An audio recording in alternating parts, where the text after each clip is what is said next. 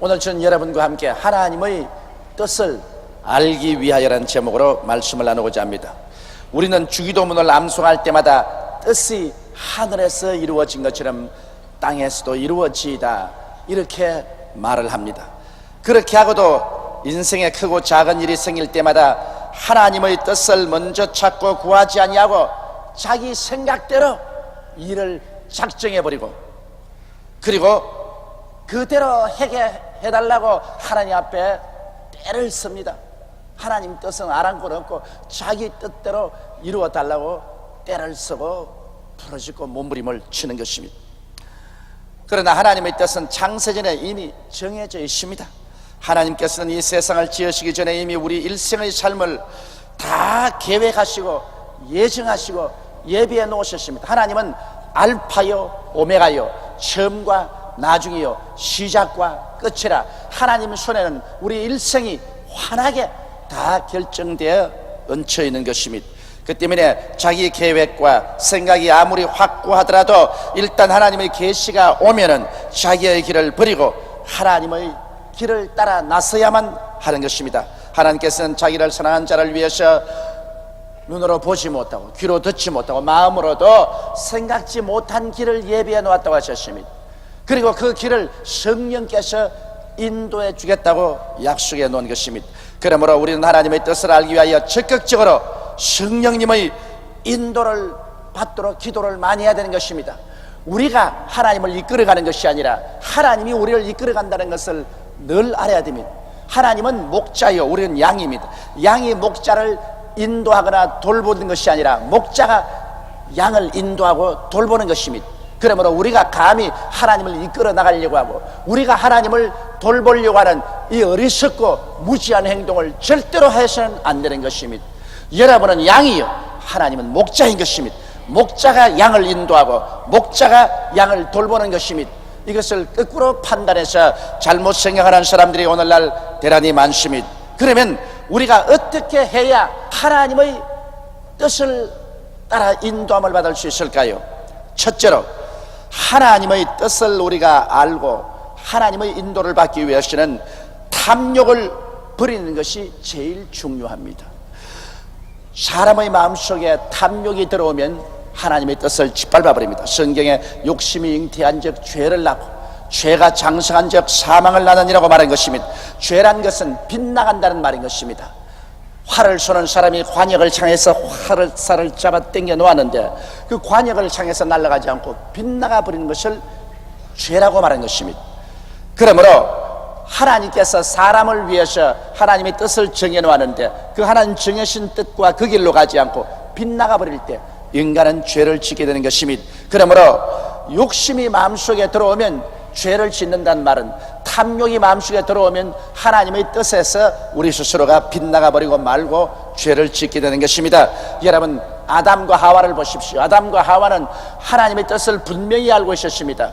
동산의 모든 실과는 다 먹되 동산 중앙에 있는 선악을 알게 하는 실과는 먹지 마라. 먹는 날에 너희가 반드시 죽으리라. 하나님의 뜻을 명명백백하게 알고 있었습니다. 그러나 아담과 하와가 그 동산 중앙에 있는 선악과를 늘 바라보고 그만 그 마음속에 욕심이 들어왔습니다. 먹음직하고 부함직하고 지혜를 얻기에 탐스럽게 되었습니다. 거기에다가 사탄이 유혹을 하고 그들을 꾀었습니다. 그러자 욕심이 잉태해지니까 그만 하나님의 뜻을 분명히 알고도 그 길로 가지 아니하고 빗나가서 자기의 욕심의 길을 걸어가서 하나님 앞에 범죄하고 버림을 당하고 에덴에서 쫓겨나고 그 후손들을 무서운 고난과 괴로움에 처하게 만들어버리고 마는 것입니다. 그러므로 아담의 욕심이 잉태한 즉 분명한 하나님의 뜻을 알고도 그 뜻에서 빗나간 행동을 한 것입니다. 구약성경에 보면 이스라엘의 초대왕 사울왕은 참으로 인물도 잘나고 키도 크고 사람 좋은 사람이었습니다. 처음에 그가 왕으로 하나님께로부터 임명받았을 때 그는 겸손하고 자기를 낮추고 하나님 뜻대로 순종하는 좋은 왕이었습니다. 그런데 하나님께서 사울을 보내서 아말렉을 쳐서 멸하기를 원하셨습니다. 이스라엘 백성이 애굽에서 나올 때 아말렉이 이스라엘을 심히 구박하고 이스라엘이 가는 길을 막았기 때문에 하나님이 그것을 기억하시고 아말렉을 멸하되 그 왕으로부터 시작해서 남녀노유까지 할 것 없이 짐승 새끼까지 다 진멸하라고 명령하셨습니다. 그래서 사울 왕은 그 명령을 받고 군대를 동원해서 아말렉을 치러 가서 하나님이 같이 가심에 대승전을 했었습니다. 그래서 아말렉을 쳐서 이끝에서 저것까지 멸했지만은 그만 거기에서 탐욕이 들어오고 마는 것입니다. 자기가 얼마나 위대한 왕이라는 것을 자랑해야 되겠고, 또 아말렉이 가지고 있는 짐승들 보니 소떼나 양떼 중에 살찌고 좋은 것이 너무 많습니다. 그래서 여기에 사울 왕은 아말렉을 진멸하는 하나님의 명령을 거역하고 아말렉의 왕 아각을 사로잡아서 산채로 끌고 오고 많은 소떼와 양떼를 죽이지 않고 그대로 끌고 왔습니다. 그러자 하나님께서 진노하셔서 하나님의 종 사무엘에게 말했습니다. 내가 사울 왕을 세워 임금으로 삼은 것을 후회한다. 그가 나의 명령을 거역하고 아말렉의 왕을 살려오고 그 많은 소와 양떼들을 살려서 끌고 왔다. 여기에서 하나님께서 진노하셨습니다. 사무엘이 밤새도록 기도하고 난 다음에 사울 왕을 만나러 왔습니다. 사울 왕이 승진하고 돌아오는 것을 길목에서 만나서 사울 왕이여 어찌하여 하나님의 뜻을 거역했습니까? 그럴 때 사울 왕이 아니요, 나 거역한 것 없습니다. 나는 하나님의 뜻을 쫓아 아말렉을 진멸했습니다. 그러자 사무엘이 말했지, 그러면 이 아가가만 무엇이며 저기에 소와 염소의 울음소리가 들리는데 저는 무슨 일입니까? 아, 그건 주의 백성들이 하나님께 제사 드리게 하려고 양이나 소떼 중에 좋은 것을 죽이지 않고 가지고 왔습니다. 공공연하게 하나님의 뜻을 거역하고도 변명을 했습니다. 그러자 사무엘은 사무엘상 15장 22절로 23절에 이렇게 말했습니다. 사무엘이 가로되 야훼께서 번제와 다른 제사를 그 목소리 순종하는 것을 좋아하심같이 좋아하시겠나이까?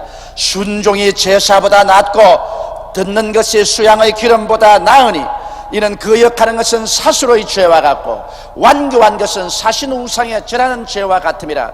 왕이 야훼의 말씀을 버렸으므로 야훼께서도 왕을 버려 왕이 되지 못하게 하였나이다. 이 보십시오. 그렇게 훌륭한 왕이요, 기름 부으신 자요, 하나님이 사랑하던 왕이 하나님의 뜻을 거역한 것은 그 마음속에 교만이 들어오고 탐심이 들어오니 그만 하나님의 뜻을 저버리고 자기 마음대로 하게 된 것입니다. 그 결과로 하나님께서는 진노하셔서 아무리 너가 수양이나 소를 가지고 와서 내게 제사를 드리고 하나님 모든 종교의식을 행한다고 하더라도 어떠한 종교의식도 하나님 말씀을 저버리는 것은 필요 없다는 것입니다. 하나님 말씀을 저버리는 것은 우상 사신에 절하는 것과 같고 사수로의 죄와 같다.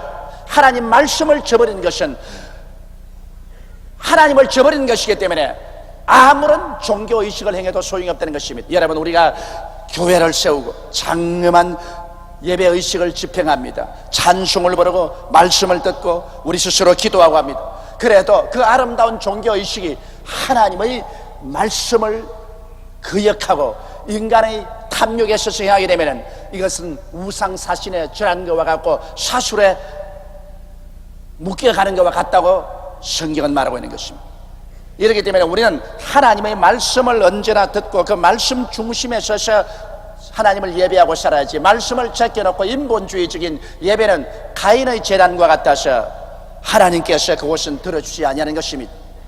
그러므로 하나님의 뜻을 우리가 알기 위해서는 탐욕을 버려야 됩니다. 탐욕이 생기면 하나님의 뜻이 안 보입니다. 또 보이더라도 그것을 부정해버리고 마는 것입니다. 예수님께서 겟세마네 동산에서 기도할 때 얼굴에 피땀을 흘리셨습니다. 그리고 주님께서 뭐라고 말하십니까? 아버지여, 내 뜻대로 마옵시고 아버지 뜻대로 하옵소서. 이 기도가 얼마나 힘이 들었던지 예수님께서는 그 땀방울이 변하여 피가 되었습니다. 자기를 버리고 탐욕을 버리고 아버지의 뜻 중심으로 선다는 것은 타락한 인생들은 더욱 힘이 듭니다. 우리는 원래 탐욕을 가지고 태어났고 언제나 육신의 정욕, 안목의 정욕이 세상 자랑을 가지고 살아났기 때문에 자기 욕심을 중심으로 해서 인생은 살아갑니다. 그래서 탐욕을 저버린다는 것은 참으로 힘이 듭니다. 우리가 탐욕을 저버리고 서야 하나님 앞에 올바르게 하나님 뜻을 볼 수 있는 것입니다. 이렇기 때문에 우리는 주의 뜻을 깨닫고 주의 뜻을 행하기 위해서는 항상 우리의 생활이 탐욕에서 노예남받고 하나님 중심에 서고 하나님의 영광을 위해서 살겠다는 투철한 마음의 각오가 있어야 하나님의 뜻이 깨달아지고 또 하나님이 우리에게 계시도 해 주시는 것입니다. 둘째는 하나님의 뜻을 우리가 알고 따르기 위해서는 자기의 고정관념을 버려야 되는 것입니다. 인간은 하나님의 지시를 받기 전에는 모두 다 자기의 생각과 고정관념을 갖고 있는 것입니다. 그래서 자기는 이렇게 하겠다, 또 하나님이 오시면 아마 이렇게 해줄 것이다, 자기 생각을 딱 굳혀놓고 있는 것입니다. 그러나 일단 하나님의 지시가 임하시면 자기의 고정관념을 완전히 버려버려야 되는 것입니다. 자기란 아무것도 아닌 것입니다. 자기의 마음속에 정해놓은 생각을 다 버리고 하나님의 생각을 따라가야 됩니다. 사람들은 자기 생각을 가지고서 하나님이 말씀을 해도 자기 생각을 부여잡고 이것이 하나님의 뜻이다 하고 하나님의 뜻을 오히려 저버릴 때가 많습니다. 성경에 보면 시리아의 대장군 나만이 있습니다. 그는 문둥병에 걸렸습니다. 위대한 장군이었으나 문둥병에 걸려서 속으로 썩어져가고 있습니다. 그런데 자기 병사들이 변경해서 잡아온 이스라엘의 여종이 집에서 수종 들고 있는데 하는 말이, 우리 주인께서 이스라엘의 엘리사에게 나아가기를 원합니다. 엘리사가 주인 어른을 고쳐서 깨끗하게 해줄 수 있을 것입니다. 이 말을 듣고 이 나아만은 뛸 듯이 기뻐하여 아람 왕의 추천서를 받아서 이스라엘 왕에게 나아갔습니다. 이스라엘 왕이 이 편지를 받고 난 다음 옷을 찢고, 이 아람 왕이 나에게 전쟁 걸려고 하는데 내가 하나님이 아닌데 어떻게 사람을 죽이고 살리며 문둥병을 깨끗해 하고 고칠 수가 있느냐. 그럴 때 엘리사가 이 말을 듣고 사람을 보내서 그를 내게로 보내소서 그렇게 말했습니다. 그래서 여기에 나만 장군은 대장군이라 장군의 옷을 입고 거대한 수레를 타고 많은 군대를 거느리고 그는 엘리사 있는 곳으로 찾아가셨습니다. 그의 마음속의 생각을 엘리사가 나와서 장엄한 기도를 드리고, 그리고 나무에 거룩한 물을 찍어서 자기에게 뿌리고, 그리고 안수해서 장엄하게 고쳐줄 것이다. 적어도 내가 수리아의 대장 나만인데 나를 장중하게 모셔가지고 거룩한 종교의식으로 나를 고칠 것이다, 이런 고정관념이 딱 붙었습니다.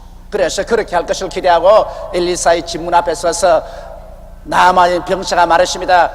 이봐라, 거기 누가 있느냐?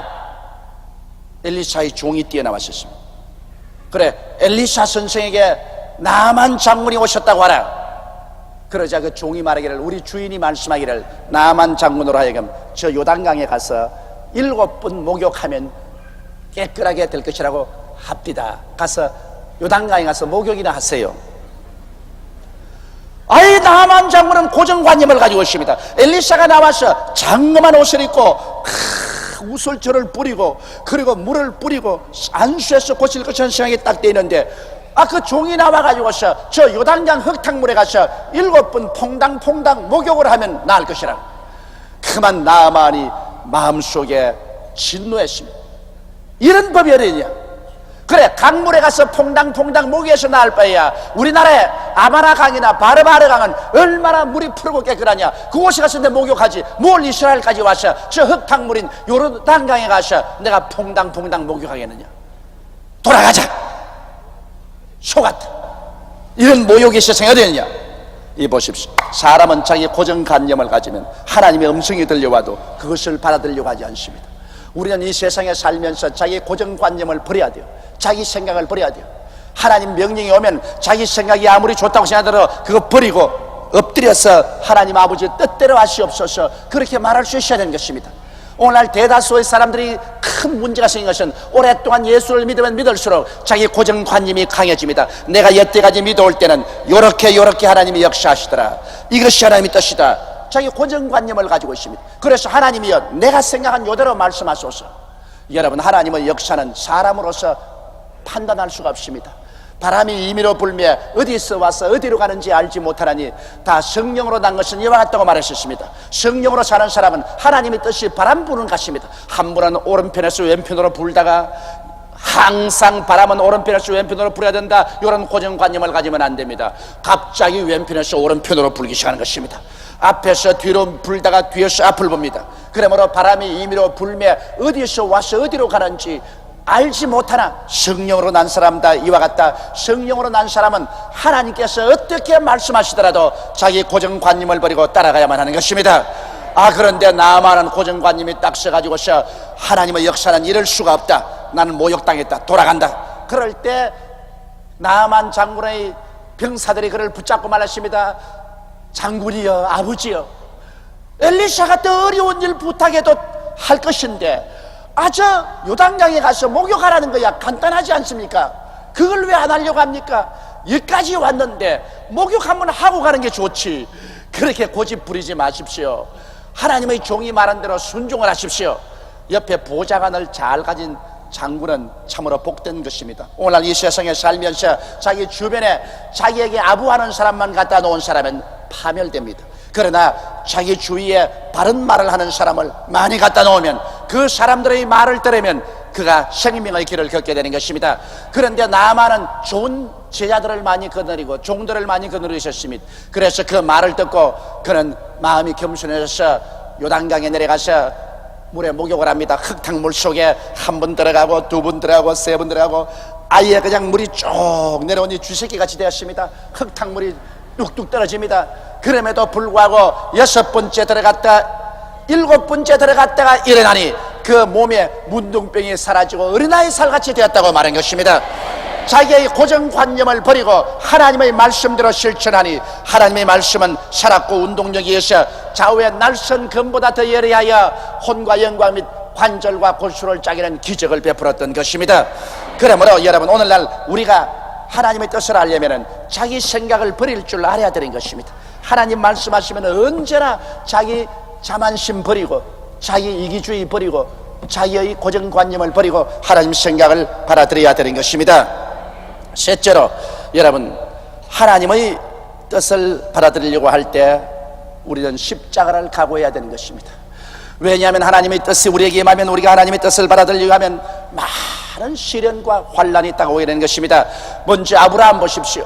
아브라함이 하나님의 뜻을 받들려고 할 때 어떤 어려움이 되었습니까? 내 전토 친척 아비 집을 떠나 내가 내게 지시할 땅으로 가라. 하나님이 지시할 땅으로 가려고 하니까 70평생을 살아온 전토를 버려라. 그리고 그렇게 친절하고 친밀한 친척들을 버려라. 그리고 아비 집도 인연을 끊어라. 이게 여러분 말이 쉬워 그렇지 쉽지가 않습니다. 하루 이틀이 아닌 70평생을 살아왔는데 하나님의 뜻을 따르기 위해서는 단호하게 사적인 전토도 버리고 친척도 떠나고 아비의 집과도 인연을 끊어라. 부모와 형제 간에도 인연을 끊고 내게로 와서 내가 지시할 땅으로 가라. 이것은 정말 힘들고 어려운 것입니다. 이것은 십자가 아니고는 견딜 수 없습니다.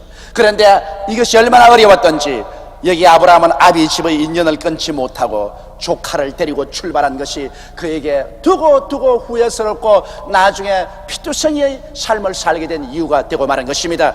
이러므로 하나님의 뜻을 따르려면 반드시 십자가가 다가오는 것입니다. 예수께서 친히 말씀하기를 내 부모나 형제나 처자를 나보다 더 사랑하면 내게 합당치 않으며 자기를 부인하고 자기 십자가를 지고 나를 따르지 아니하면 내게 합당치 아니하다고 말한 것입니다. 여러분, 예수님 보십시오. 예수께서 십자가를 걸머지고 높이 달려셨습니다. 예수님께서 십자가에 높이 달리기를 스스로 원하실 터이 있겠습니까? 그러나 아버지의 뜻을 따르기 위해서는 자기를 죽이는 십자가를 걸머지야만 된 것입니다.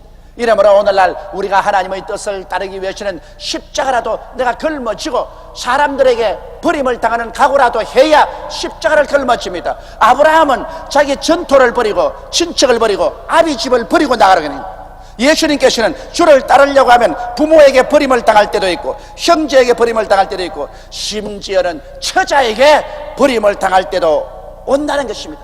그럼에도 불구하고 자기 십자가를 걸머쥐고 자기를 부인하고 주를 따르겠다는 그러한 처참한 마음의 각오와 결심을 하지 아니하면 주의 나라에 합당치 않다고 말하는 것입니다. 오늘날 많은 예수교인들이 너무나 타협합니다. 하나님의 뜻을 분명히 알고도 전토와 타협하고 친척과 타협하고 자기 아비 집과 타협합니다. 그래서 하나님보다도 자기의 육신에 가까운 것을 취하는 것입니다. 이렇기 때문에 하나님의 교회가 발전을 하지 못합니다.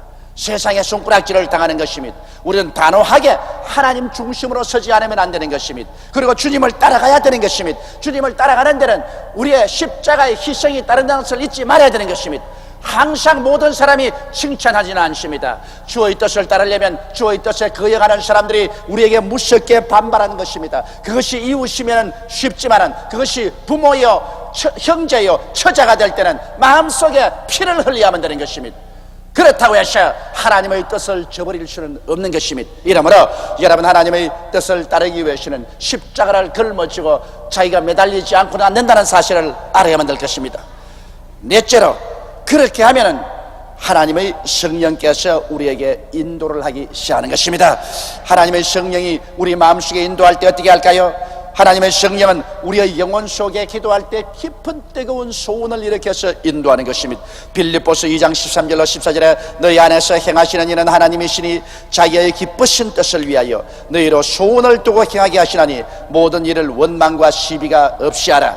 하나님께서는 우리 모든 마음속에 우리 의지를 움직이는 뜨거운 소원을 일으키는 것입니다.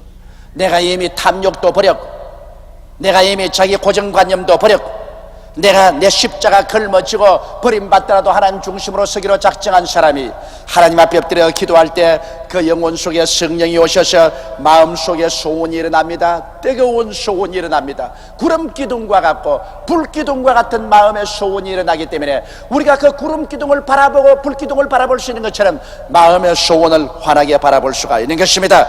마음의 소원이 희미하게 일어나는 것이 아닙니다. 이것은 너무나 마음의 소원이 강하게 내 영혼을 부여잡아 버린 것입니다. 앉아도 그 소원에 잡히고 서도 그 소원에 잡힙니다. 그 소원이 마치 질풍같이 다가와서 내 마음을 점령해 버린 것입니다. 그러므로 하나님의 뜻이 이 소원의 밝은 등불을 통해서 환하게 보입니다. 하나님의 뜻은 그렇게 희미하지 않습니다. 이것이다, 이 길로 가라. 하나님의 소원이 불길같이 마음속에 일어나게 되는 것입니다. 그 소원을 따라야 되는 것입니다. 그러므로 여러분, 크고 적은 일에 여러분이 기도할 때 마음의 구름 기둥과 불 기둥같이 일어나는 소원에 관심을 가져주시기 바랍니다. 하나님은 그 소원을 통해서 인도해 주는 것입니다. 그리고 또 하나님은 마음에 환히 깨닫게 해주시는 것입니다. 우리가 기도할 때 전에는 캄캄하더니 그만 갑자기 마음이 환하게 밝아지면서 깨달아지는 것입니다. 캄캄한 밤중에는 지척을 분간하지 못합니다. 그러나 아침에 해가 떠오르면 그 어두움이 다 사라지고 눈앞에 있는 것이 환하게 보입니다. 이처럼 우리가 기도하기 전에는 무지의 마음이 쌓여서 아무것도 보이지 않더니 기도하고 난 다음에 성령이 오시니 우리가 갈 길이 환하게 보입니다. 갑자기 환하게 보여요. 내가 왜 전에 이것을 몰랐던가? 전에는 마음에 어둡고 캄캄했더니 이제 기도하고 난 다음 보니 이렇게 환하고 모든 것이 밝게 보이거늘 이것을 왜 몰랐던가? 원수 마귀가 내 마음을 누르고 있을 때는 여러분, 세상이 꽉 들어차서 하나님의 길이 보이지 않습니다. 혼돈만 꽉 들어찹니다. 그러나 기도하고 난 다음 마귀가 떠나가 버리고 성령의 밝은 역사가 이루어지면 하나님의 길이 환하게 보이게 되는 것입니다. 마음의 깨달음을 통해서 하나님이 우리를 인도하시는 것입니다. 또한 하나님께서는 환경을 통해서 우리를 인도하여 주시는 것입니다. 갑자기 캄캄하고 앞길이 막혔던 그 환경에 성광이 비치기 시작하는 것입니다. 갈 길이 보이기 시작하는 것입니다. 환경에 문이 열린다는 걸 잊지 마시기 바랍니다. 엘리야가 3년 6개월 동안 비가 오지 않았어요. 그는 가멜산에서 하나님께 엎드려 기도하는데 종을 7분이나 상목대기로 보내어서 주변을 살펴보라 했습니다. 7번째 종이 내려서 말이 저 먼 동해 바다에 손바닥만한 구름이 떴나이다. 3년 6개월 동안 구름 한 점 없는 가뭄이었는데 손바닥만한 구름이 떴다. 이것이 벌써 하나님 표시입니다. 그때 엘리야가 하는 말이 큰 비의 소리가 들린다. 여러분, 오늘날 우리가 기도할 때 우리의 환경에 칠흑같이 어두운 곳에서 갑자기 문이 열립니다. 그리고 환경에서 오라는 손길이 보입니다. 여러분, 그러므로 우리의 삶은 우리의 선택에 의하여 결정되는 것이 아닙니다. 만세 만대 전에 이미 하나님께서 우리를 위하여 모든 삶의 길을 예비해 놓으셨습니다. 예정해 놓으셨습니다. 하나님 앞에는 우리의 미래가 이미 지나간 과거처럼 알려져 있으며 없는 것이 있는 것처럼 환하게 보입니다. 그와 같은 하나님의 정하신 뜻과 길을 따라 사는 것이 우리의 참된 삶이 되는 것입니다. 하나님이 이미 만들어 놓은 그 길로, 그 고속도로로 달려가야지. 내가 삽 들고 괜히 들고 하나님 길을 피해서 내가 내 길을 닦아서 나가겠다고 하면 그때는 눈물과 피와 땀을 흘리고 온갖 고통과 괴로움을 당하고 또 목적지에 도달하지 못하고 넘어지는 길이 되고 마는 것입니다. 이러므로 사랑하는 성도 여러분, 우리는 주의 뜻을 알고 주의 뜻이 만들어 놓은 그 신장로, 그 고속도로를 따라 믿음과 순종으로 승리로 나아가는 여러분 되시기를 주의 이름으로 축원합니다.